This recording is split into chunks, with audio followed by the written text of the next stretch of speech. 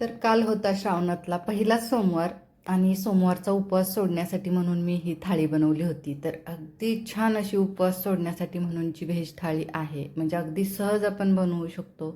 आणि त्या थाळीमध्ये आज मी चपाती वगैरे असं काही बनवलेलं नाही आहे, तर पुऱ्या बनवलेत आणि त्याही भोपळ्यापासून पुऱ्या बनवलेत. आत्ता मार्केटमध्ये खूप छान असे भोपळे आलेले आहेत. तर असाच मला एक भोपळा अगदी छोटासा पण खूप सुंदर असा भेटला होता. तर तो मी आणला होता. तर बोलला आता चला नेहमी भोपळ्याच्या घाऱ्या वगैरे तर आपण बनवतो, पण आज त्याच्या मी तिखट पुऱ्या बनवणार आहे. आणि अगदी छोटासा होता त्यामुळं म्हणजे बोलला आता चला त्याच्या पुऱ्याच बनवूयात, तर आज चपाती नकोच बनवायला. तर सगळ्यात आधी तर तो भोपळा स्वच्छ धुवून घेतला, पुसून घेतला. त्यानंतर त्याची साल काढून घ्यायची आहे, बिया काढायच्या आहेत मधल्या, आणि त्यानंतर तो किसून घ्यायचा आहे. तर हा मी शिजवून वगैरे काही घेतलेला नाही आहे, असाच कच्चाच भोपळा आपल्याला पुऱ्यांच्या पिठामध्ये वापरायचा आहे. म्हणजे तुम्ही शिजवून घेतला तरी चालेल, पण असा किसून टाकला ना की खूप छान त्याची टेस्ट पण येते. आणि पुऱ्या जेव्हा आपण तळतो ना तेव्हा ते शिजलाही जातो व्यवस्थित, असं काही त्याचा कच्चा वगैरे राहत नाही. तर पूर्णपणे तो भोपळा मी किसून घेतलेला आहे. त्यानंतर गव्हाचं पीठ घेतलं आहे आणि धना पूड 1 चमचा घेतली, कसुरी मेथी 2 चमचे घेतली आहे, चवीनुसार मीठ घेतलं आहे आणि मिरची पावडर 1 चमचा घेतली आहे.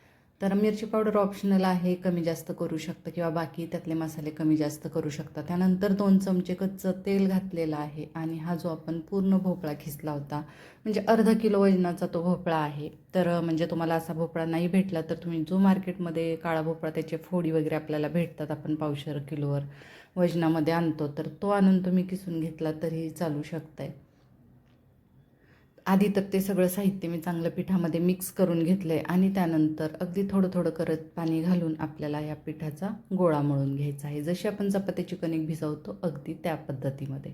तर भोपळा ओलसर असल्यामुळे तसं तर पाणी फार लागत नाही, अगदी थोडंसं लागतं, त्यामुळे थोडं थोडं करतच पाणी घालायचं. पीठ भिजत ठेवलेलं आहे, तोपर्यंत आपण भाजी बनवूयात. तर गॅसवर एक कढई गरम करत ठेवली, त्यामध्ये 3 चमचे तेल घातलं आहे, मोहरी जिरं घातलं आहे.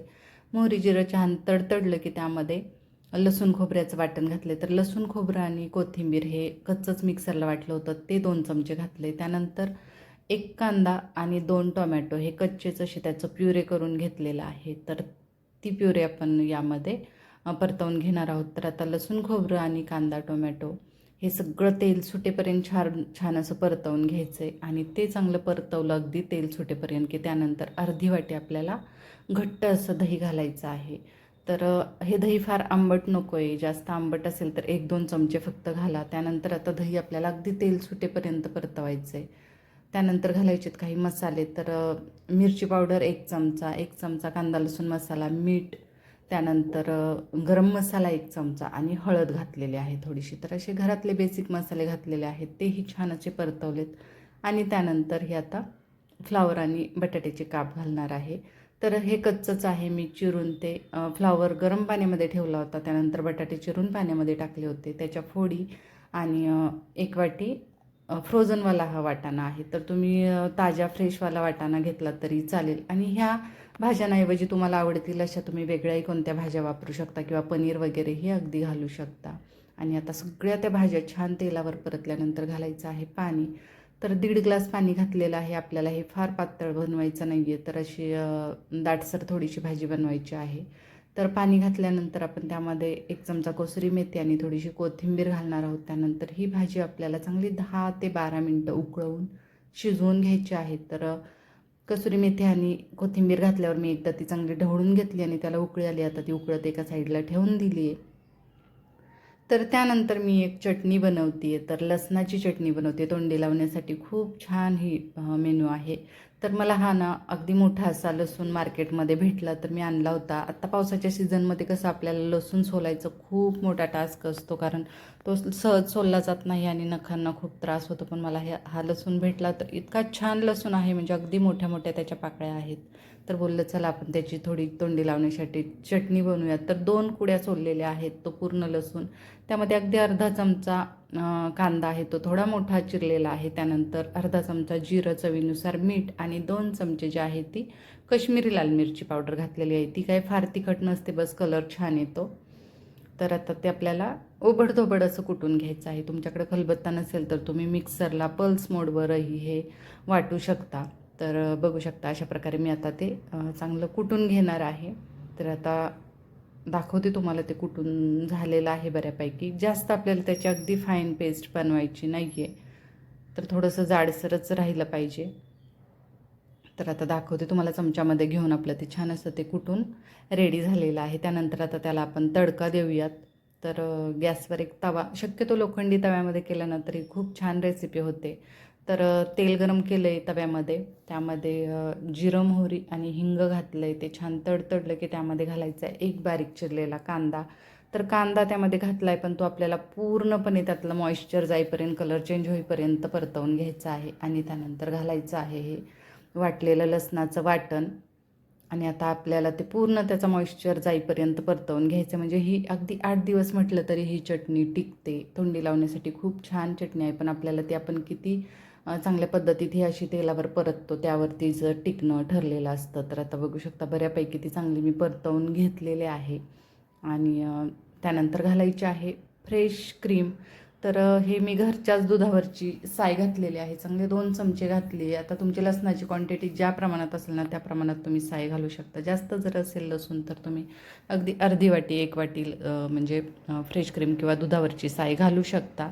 आणि ते घातल्यानंतर थोडीशी कोथिंबीर घातली आणि परत आपल्याला पूर्ण त्याचं पाणी वगैरे काय असेल तर ते आटून जाईपर्यंत आपल्याला ते परतवून घ्यायचं आहे. आणि शेवटी मग रेडी आहे आपली ही लसणाची चटणी. तर अगदी झटपट होणारी रेसिपी आहे, पण तोंडी लावण्यासाठी, कुठे प्रवासात म्हणून नेण्यासाठी वगैरे खूप छान रेसिपी आहे. चपाती, पुरी, भाकरी कशासोबतही अगदी तुम्ही खाऊ शकता किंवा भातासोबतही अगदी खाऊ शकतो, अशी छान ती चटणी आहे.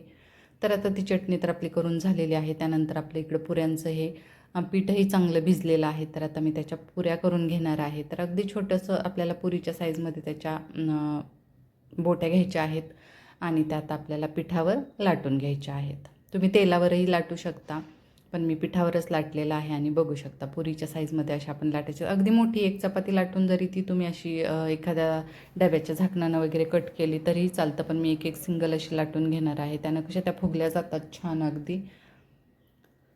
तर आता अशा प्रकारे मी सगळ्या पुऱ्या लाटून घेतलेल्या आहेत आणि आता ते एक एक करत तळणार आहे. तर एकीकडे तेल गरम करत ठेवले, त्यामध्ये आधी थोडेसे पापड तळून घेते. तर आज सोमवार आहे, कोणी कोणी कसं पापड खात नाहीत, म्हणजे उडदाचे पापड असतात ना, आणि काळं असं काही खाल्लं जात नाही, काळं काही घातलं जात नाही. तर त्यामुळे तुम्ही जर हा उडदाचा पापड नसाल खात, त्याऐवजी तुम्ही दुसरं काहीही म्हणजे कुरडई किंवा एखादी बॉबी वगैरे तळू शकता. पण मी तर पापड तळले होते. माझा उपवास होता, मी नाही खाल्ले, बाकीच्यांनी खाल्ले होते पापड. आणि त्यानंतर आता ह्या पुऱ्या तळून घेतले. तर एक एक करत पुऱ्या तळणार आहे. तर बघू शकता अगदी तेलात टाकल्या टाकल्या लगेच टम्म अशा फुगतात. आणि गव्हाच्या पिठाच्या असल्यामुळं म्हणजे पोटालाही फार काही त्रास होत नाही, फक्त थोडंसं ऑइली होतं, ठीक आहे. तर यात अशा प्रकारे मी सगळ्या पुऱ्या तळून घेणार आहे. तर तुम्हाला पुऱ्या नको असतील ना तर तुम्ही याच पिठाच्या चपात्याही करू शकता, छोटे छोटे फुलके करू शकता, तेही अगदी छान लागतात. तर असं नाही आहे की बस ते तेलकटच खाल्लं पाहिजे किंवा तळल्याच पाहिजेत पुऱ्या. तर त्याच्या चपात्या किंवा फुलके तुम्ही करू शकता, तेही तितकेच टेस्टी लागतात. आणि आता अशा प्रकारे मी सगळे पुऱ्याही तळून घेतलेल्या आहेत. त्यानंतर इकडे आपली भाजीसुद्धा रेडी झालेली आहे. बघू शकता मी अगदी सुकी भाजी बनवली नाही आहे किंवा फारही पातळ बनवली नाही आहे. थोडीशी दाटसर की आपण ती पुऱ्यांसोबत पण आणि भातासोबतही खाऊ शकतो. अशा प्रकारे ही आपली भाजी रेडी झालेली आहे. तर आता ही भाजी झाल्यानंतरची आता त्यानंतर आपण प्लेटिंगच करणार आहोत. तर आधी तर तुम्हाला पुऱ्या दाखवते मी सगळ्या तळून घेतलेल्या. बघू शकता खूप छान अशा अगदी टम्म फुगलेल्या सगळ्या पुऱ्या आहेत. आणि या अशा पुऱ्या, आणि ह्या पुऱ्यासुद्धा 4 ते 8 दिवस आरामात टिकतात, म्हणजे व्यवस्थित जर त्या हवाबंद डब्यामध्ये ठेवल्या तर. आणि 4 वाजताच्या चहाच्या टाईममध्येही तुम्ही खाऊ शकता किंवा प्रवासातही घेऊन जाऊ शकता. अशा छान पुऱ्या आहेत या. त्यानंतर करूयात प्लेटिंग. तर सगळ्यात आधी तर या गरमागरम पुऱ्या मी सर्व केलेल्या आहेत. तर उपवास सोडण्यासाठी म्हणून असा जर मेनू असेल ना तर अगदी म्हणजे खूप छान, ते प्लेट बघूनच खावंसं वाटेल असा मेनू आहे. तर पुऱ्या सर्व केलेत, त्यानंतर गरमागरम भात सर्व केला आहे, त्यानंतर आपण बटाटा, फ्लॉवर आणि वाटाण्याची जी भाजी बनवली होती ती सर्व केली आहे. त्यानंतर भातासोबत वरण बनवलेलं आहे. तर मी मसूरच्या डाळीचं वरण बनवलेलं आहे. त्यानंतर ही जी आपण लसणाची चटणी बनवली होती ती सर्व केली. त्यानंतर पापड सर्व केलेत. आणि सोमवारचा उपवास सोडायचा म्हटलं की म्हणजे मुळा हा आलाच. म्हणजे आम्ही तर लहानपणापासून ऐकत आलेली आहे की उपवास सोडायचा तर त्याच्यासोबत मुळा हा हवाच, म्हणजे श्रावणातले सोमवारचे उपवास. तर त्यामुळे मी मुळा सर्व केलेला आहे आणि स्वीट काहीतरी म्हणून मी जिलेबी सर्व केलेली आहे, जी की घरामध्ये होती आणलेली, ती मी काही बनवलेली नाही आहे, विकतची आहे. तर अशा प्रकारे अगदी साधी सिंपल अशी उपवास सोडण्यासाठीची थाळी आहे. तर ही मी आज बनवलेली व्हेज उपवासाची थाळी, याची रेसिपी तुम्हाला कशी वाटली ते मला नक्की सांगा. तसंच एकदा अशा प्रकारे थाळी तुम्हीही ट्राय करा, तुम्हालाही आवडेल. आणि आपल्या चॅनलवरच्या रेसिपीज जर तुम्हाला आवडत असतील तर चॅनलला कनेक्टेड राहा. तसेच लाईक शेअर सबस्क्राईब करा. थँक्यू.